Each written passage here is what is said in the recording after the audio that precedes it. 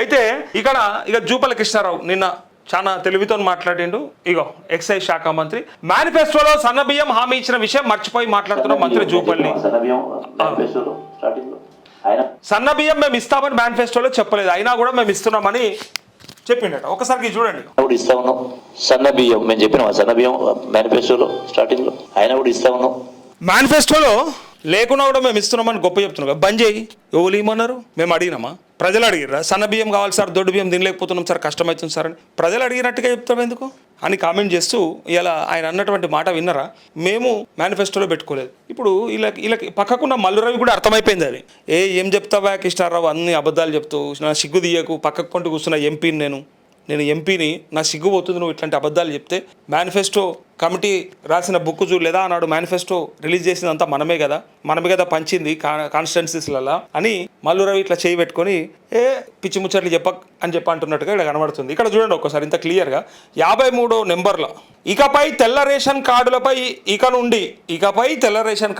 ఇక నుండి సన్నబియ్యం సరఫరా చేస్తాం అని 53వ పాయింట్గా నెంబర్గా అభయాస్తం మేనిఫెస్టోలో పెట్టుకురా లేదా? ఇది ఇంత ప్రూఫ్ ఉండంగా, ఇంత సాక్ష్యం ఉండంగా ఇప్పుడు ఏమని చెప్పాలి చెప్పు. సాక్ష్యం లేని దాన్ని ఒక రకంగా చెప్తారు. ఇప్పుడు తెలంగాణ కోసానికి కేసీఆర్ కష్టపడలేడు, తెలంగాణ రావడం ఆయనకి ఇష్టం లేదు అంటే ఏ సాక్ష్యం లేదు. ఆయన చేసిన ఉద్యమం, ఆయన కష్టం, ఆయన నిరాహార దీక్ష ఇవే ఉన్నాయి కదా. ఇంతకు మించి ఇంకేం సాక్ష్యం లేదు కదా.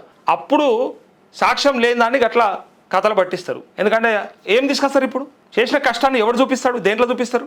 కానీ ఇక్కడ ఆల్రెడీ పేజీలో పెట్టుకొని కింద అంత క్లియర్గా మెన్షన్ చేసి 53వ నెంబర్ కాడ మేము సన్నబియ్యం ఇస్తామని చెప్పిన సన్నాసులే ఇలా మేము చెప్పకుండా ఇస్తున్నామని గొప్పగా చెప్పి ఏదో దయాదాక్షిణ్యంతో ఉన్నారన్నట్టుగా చెప్తుండ్రు. ఇప్పుడు ఈ కామెంట్ చదివితే ఇంకా సిగ్గుపోతుంది. ఎందుకా కృష్ణారావు, నువ్వు జూపల్లివా జూలో పిల్లివా అని 100 సార్లు అడిగారు జనాలు. నువ్వు జూపల్లివా జూలో పిల్లివా, ఏంది నీ కథ?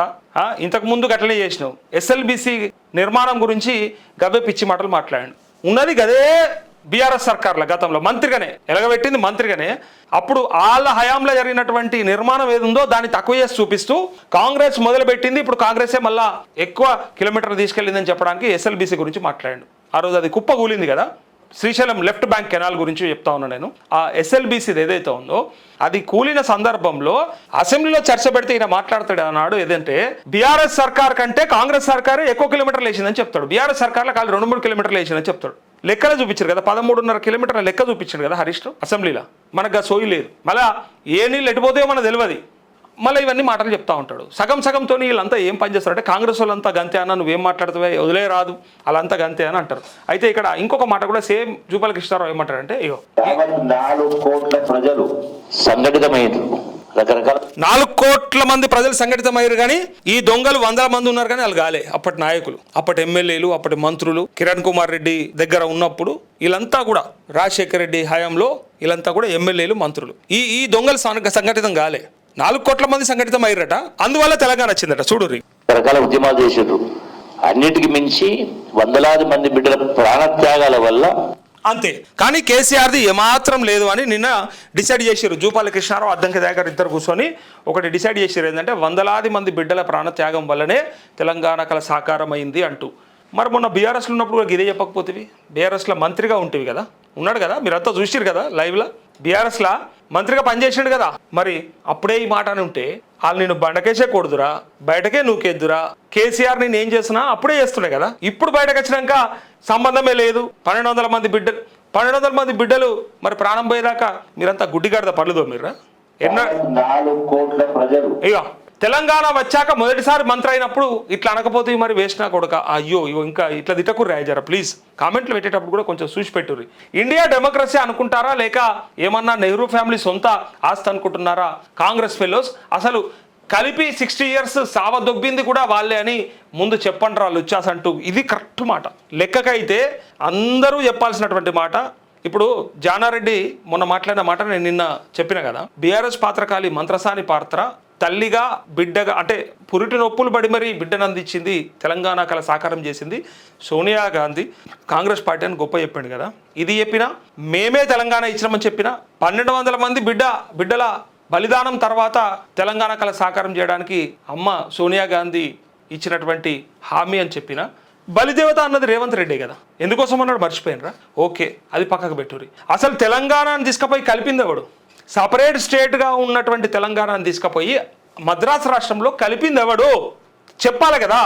60 ఏళ్ళు సావదొబ్బి తర్వాత ఇచ్చినామని చెప్పుడు ఎంతవరకు అది కరెక్ట్? ఇది ఎట్లా ఉందంటే సంపినోడే పోయి సంతాపం తెలిపినట్టున్నది. పొడిచినోడే పోయి అయ్యో బిడ్డ కుట్లు ఎట్లా వేసిర్రు, మంచిగా అయిందా ఆపరేషన్, గోళీలు ఏమి ఇచ్చిండు, ఏమైనా టానికలు రాసిచ్చిండా అని అడిగినట్టున్నది ఇలా కథ ఈ కాంగ్రెస్ వాళ్ళది అని ఇక్కడ కామెంట్ చేస్తున్నారు.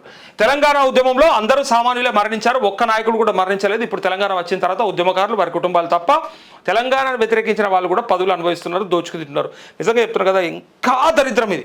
ఉన్నన్ని రోజులు సరే 10 ఏళ్ళు వాళ్ళు తిప్పల పడ్డరా, కింద పడ్డరా, మీద పడ్డరా, నోళ్ళు కట్టుకొని పనిచేసిరా, కడుపులు కట్టుకొని పనిచేసిరా అంటే దానిపైన విమర్శలు ఉన్నాయి. సరే చేసిరు అన్నోళ్ళు చేసిరు, కానీ అసలు తెలంగాణ ఉద్యమానికి సంబంధం లేకుండా, తెలంగాణ సెంటిమెంటు ఏమీ లేకుండా, గుండెల్లో గింతనన్న తడి లేకుండా ఉన్నటువంటి రేవంత్ రెడ్డిని తీసుకొచ్చి ముఖ్యమంత్రిని చేసుకుని చూడుర్రి, గానే సగం ఫెయిల్ అయిపోయినాం. ఉద్యమంతో సంబంధం లేకుండా, కనీసం తెలంగాణ మీద ప్రేమ లేకుండా, సోయి లేకుండా ఉన్నటువంటి వ్యక్తిని తెచ్చుకొని ముఖ్యమంత్రి చేసుకున్నాడే అయిపోయింది మన కథ, మన పని. ఇంకా ఇయ్యాల ఎంత మొత్తుకుంటే ఏం లాభం? అందుకే సార్ మా రేవంత్ రామన్ బలిదేవత అన్నది. 1200 మంది విద్యార్థుల పొట్టన పెట్టుకుంది మీ కాంగ్రెస్ ప్రభుత్వం, ఊరికే రాలే, కొట్లాడితే ఇచ్చింది. ఆ తృప్తితో అప్పట్లో టీఆర్ఎస్లో చేరినవా? ఆ తృప్తితో టీఆర్ఎస్లో చేరినవా? అంతే కదా. కాంగ్రెస్లకించి ఉద్యమంలక ఒకవేళ 1200 మంది బిడ్డలు చనిపోతేనే ఇచ్చిర్రు కాంగ్రెస్ వాళ్ళు అని అన్నప్పుడు ఆనాడు మరి ఉండాల్సింది అల్ల కదా. మళ్ళీ టీఆర్ఎస్లోకి ఎందుకు వచ్చినావు అంటే మనకు పదవి కావాలి. సోనియా గాంధీ తెలంగాణని ఇస్తే మరి నువ్వు కాంగ్రెస్ నుంచి టీఆర్ఎస్లోకి ఎందుకు వచ్చినావు జూపల్లి అంటూ ఇంకా చూడు రిగో, అరే గూట్లేట, అయ్యో అట్లా అనకూరి, మంత్రి ఆయన మనకు తప్పట్ల, కాంగ్రెస్ వాళ్ళంతా వాళ్ళే ఇచ్చారా అంటూ. హలో అన్నా, ఏం వార్తలు చెప్తున్నావు గాల గురించి నువ్వు? ఎందుకు ఏంటో వీళ్ళు కాదా, మనుషులు కాదా వీళ్ళు?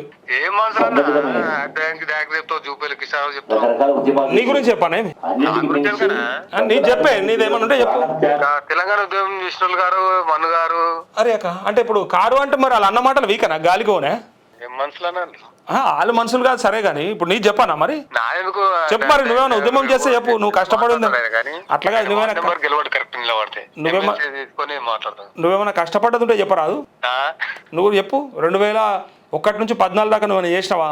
అలా మనము రైతులకు చేసుకుంటాము ఉంటాము, వాళ్ళు ఏం చేస్తారు మాట ఉద్యమం చేసినావా చెప్పి ఏమన్నా? ఉద్యమం ఏందన్నా, మా దగ్గర శ్రీపురం వ్యాధి అని మహేశ్వరం కట్టుకుని ఉంటది. ఇట్లకంచి మొన్న తిరుగుతాడు కదా సీఎం, దండేయడు ఆయనకు, మహేశ్వరం గేట్ కానే ఉంటది. ఇప్పుడు జూపాల కృష్ణారావు అట్టోడా మంత్రి కాదా? మంత్రి ఆయన పనికిమాల మంత్రి, ఎక్కడెక్కడ దిగుతాడు. పనికిమాల ఎందుకు అవుతుంది అంత మంచి మంత్రి? మీరు బీఆర్ఎస్ లో కూడా ఉండే అయితే ముందు బీఆర్ఎస్ లో దిగపోయిన. ఇప్పుడు ఆయన మంత్రి అయిన ఎమ్మెల్సీ మరి వీళ్ళిద్దరు రాస్తారు కొత్తగా చరిత్ర. కేసీఆర్ ఏం చేయలేదు. ముందు రాజగోపాల్ రెడ్డి మస్తు ఆయన ఎట్లా తిట్టిండు, గలీజ్గా తిట్టిండు ఆయన. కాదే, కేసీఆర్ ఏమి చేయలేదు అని అంటుర్రు. ఓకే ఒప్పుకుందాము, మరి ఇలా వార్తలు చెప్పుడు బంద్ చేసి ఓకే యాక్సెప్ట్. కరెక్ట్ చెప్తావు. రేవంత్ రెడ్డి కన్ను పట్టుకొని తెలంగాణ అదే మరి గాల వార్తలు ఏం చెప్తున్నావు అంటే మరి ఉన్నాయే వాళ్ళే వచ్చిన, నీదేమన్నా ఉంటే చెప్పు మరి. నీ కథ ఏమన్నా బయట పెట్టమంటావా? అట్లా కదా, నీ సీక్రెట్లు ఏమన్నా బయట పెట్టమంటావా? నీ మీ ఊరోళ్ళు అడితే నీ అన్ని తీస్తారు. ఆహా, వీటితో పాటు నీ కథలు కూడా ఉంటాయి, నీ సీక్రెట్లు అనేది ఏమంటే తీస్తాను. నువ్వు ఏడ కూర్చుంటావు, పొద్దు మీకు ఏడకపోతావు ఉంటాయి, తీపిస్తాను నేను. నీ ఊరేదో చెప్పు, నీ దోస్తులతో పట్టుకొని నీ కథంతా తీసిడ ఒకనాడు పుస్తకం పెడతాడా నీది.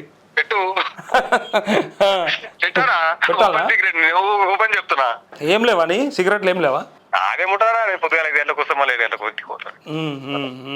ఎట్లుంది మరి కథ, ఏమంటారు ఊళ్ళే? ఏం లేదు, పట్టించుకో. నేను ఉన్నది టీచర్ సీట్లు ఉంటే గుంజుకుంటాడు. కానీ ఇప్పుడు నువ్వు ఒక లెటర్ రాసి పెట్టరాదు నాకు, ఏమేమి వార్త చెప్పాలి, ఎవరిది చెప్పాలి, ఎంత చెప్పాలి? అదే రేవంత్ రెడ్డి గన్ను చెప్తున్నావు, ఈయన చెప్తున్నావు. అదే వద్దంటే చెప్పే, నువ్వు ఒక పత్రిక ఒక పేపర్ మీద రాసి పంపు నాకు, అన్న గీనదే చెప్పు, గిట్లనే చెప్పు, గిట్లనే ఉండాలి. ఇంతకు మించి వేరే వార్తలు కానీ వాళ్ళ గురించి చెప్పుకో. వేస్ట్ అంటే ఆ వేస్ట్ అనేది కూడా ఎవరు చెప్పాలి? చెప్తున్నావు, నువ్వు వచ్చి చెప్తావా? దా మరి ఒకనాడు వచ్చి చెప్పు. నేనే వస్తాను, రావాలి, ఒకటి పెట్టుకో ఆడ, నువ్వు కూడా ఒకటి ఇట్లా నువ్వు కూడా ఒక టీవీ పెట్టుకో. ఆయన చెప్తాడు, ఆయన అంతే మొత్తం మాట్లాడతాడు. టీవీలలో ఉంటాయి, ఏమంటారు స్టార్ట్ ఉంటాయి కదా టీవీలలో. చెప్పు, డిస్కషన్ డిబేట్లు. డిబేట్ లో కూర్చొని రుపుతా ఉంటారు ఆయన. మరి ఆయన ఉర్రిందంతా నిజం అనుకుంటే పోనా మరి, కొంపలు అంటుకోనా?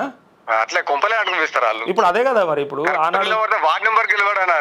అరే నువ్వు అట్టెట్లా అంటే ఎమ్మెల్సీ అయిపోయినా మాటలే. ఎంత కష్టపడతాం అడవిలలో ఉండి, చెమట తీస్తున్నాడు ఏమన్నా పని చేసి.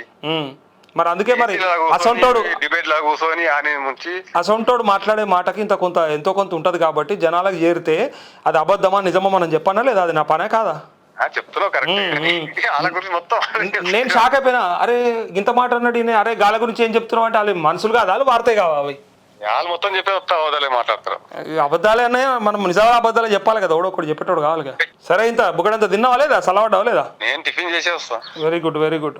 ఓకే ఓకే, థ్యాంక్ యూ మరి. మంచిగా పాపం తిక్కలేసినట్టు ఉంది పాపం.